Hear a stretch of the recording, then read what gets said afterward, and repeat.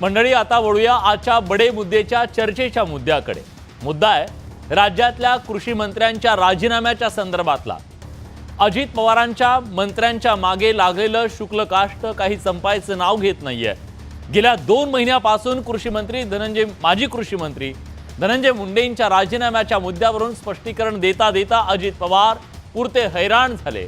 मात्र आज विद्यमान कृषी मंत्री माणिकराव कोकाटे यांना जिल्हा सत्र न्यायालयानं दोषी ठरवलं। 2 वर्षांची शिक्षा सुनावली, 50,000चा दंड ठोठावला गेला। प्रकरण जुनं आहे, पण मंत्री दोषी ठरलेत, त्यामुळे त्यांना आपल्या मंत्रिपदाचा राजीनामा द्यायला हवा का? ते देणार आहेत का? ते देणार नसतील तर मुख्यमंत्री त्यांचा राजीनामा घेणार आहेत का? आरोप झाले म्हणून राजीनामा घेणार नाही, दोषी आढळले तर राजीनामा घेणार असं सांगणारे अजित पवार आता कशाची वाट पाहत आहेत? राहुल गांधींना कोर्टानं शिक्षा सुनावली, त्यानंतर सुनील केदार यांना सुद्धा कोर्टानं शिक्षा सुनावली, मग तातडीनं त्यांची खासदारकी आमदारकी रद्द केली। घर परत घेणारी इथली व्यवस्था एवढी तत्परता आता इथं दाखवणार आहे का? मंत्र्यांवर आरोप होतात, राजीनामा होत नाही। मंत्री जेलमध्ये जातात, राजीनामा दिला जात नाही। मंत्री दोषी ठरतात तरी राजीनामा होत नाही। मग तुम्ही राजीनामा घेणार कधी आहेत? राजकारणात काही नैतिकता उरली आहे की नाही आहे, सवाल आहे। आणि याच सगळ्या प्रश्नाची चर्चा आपण करणार आहोत, पण बघूया या संदर्भातला खास रिपोर्ट। राज्याच्या कृषी मंत्र्यांना न्यायालयाचा दणका। फसवणुकी प्रकरणी माणिकराव कोकाटे दोषी। आमदारकी आणि मंत्रिपदावर टांगती तलवार। अजितदादांचा आणखी एक मंत्री अडचणीत।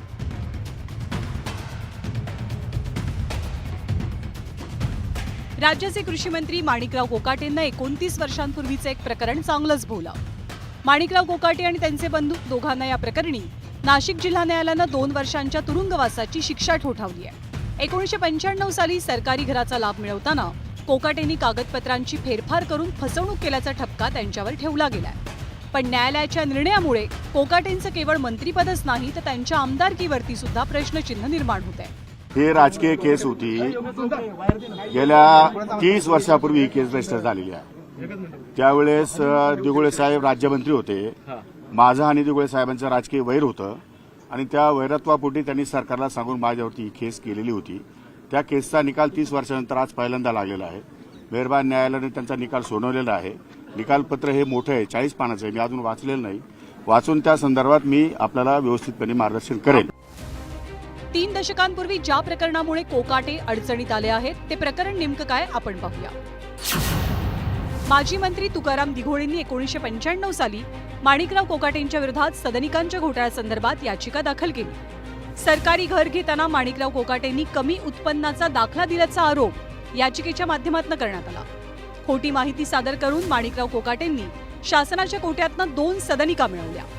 याच याचिकेच्या अनुषंगानं कोकाटे यांच्यावरती कलम 420 म्हणजे फसवणूक, कलम 465 कृत्रिम दस्तऐवज तयार करणं, कलम 471 बनावट दस्तऐवजांचा उपयोग करणं आणि कलम 474 सत्यता लपवणं या अंतर्गत गुन्ह्याची नोंद झाली होती। विश्वनाथ भास्कर पाटील हे ॲडिशनल कलेक्टर होते ULCचे। महाराष्ट्र शासनातर्फे त्यांनी फिर्याद दाखल केली होती।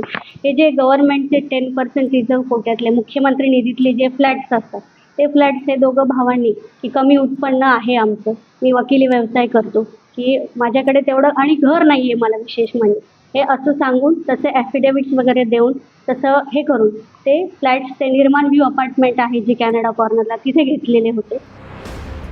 न्यायालयानं दोषी ठरवल्यामुळे माणिकराव कोकाटेंचं मंत्रिपद आता धोक्यात आलंय। सुप्रीम कोर्टाच्या एका निर्णयानुसार कोणत्याही लोकप्रतिनिधीला 2 वर्ष किंवा त्यापेक्षा जास्तीची शिक्षा झाली तर सदस्यत्व रद्द होतं। असं झाल्यास कोकाटेंचं करिअर स्टेकला लागू शकतं। गेल्या टर्ममध्ये सुरत न्यायालयानं 2 वर्षांची शिक्षा सुनावल्यामुळे राहुल गांधींची खासदारकी सुद्धा रद्द झाली होती।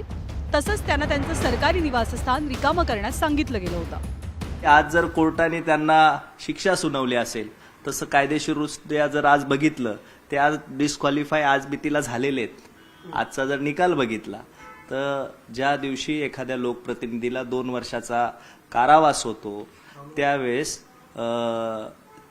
ते लोकप्रतिनिधी त्या प्रसंगी डिस्क्वालिफाय झालेला असतात. परंतु कायद्यामध्ये अनेक पळवाटा आहे, त्या निश्चितपणाने त्याचा आधार घेऊन ते याच्या पुढची वाटचाल करतील. या सगळ्या निमित्ताने काही प्रश्न निर्माण होतात.